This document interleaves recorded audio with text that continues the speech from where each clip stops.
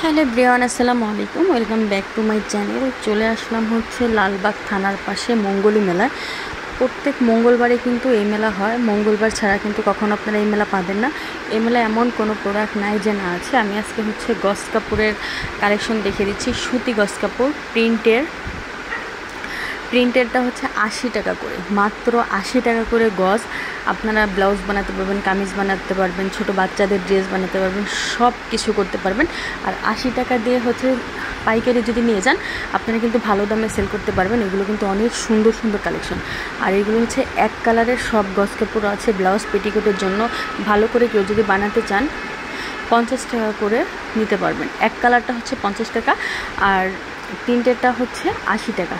এত কম দামে আপনারা এই প্রোডাক্টগুলি পেয়ে যাবেন অবিশ্বাস্য অফারে।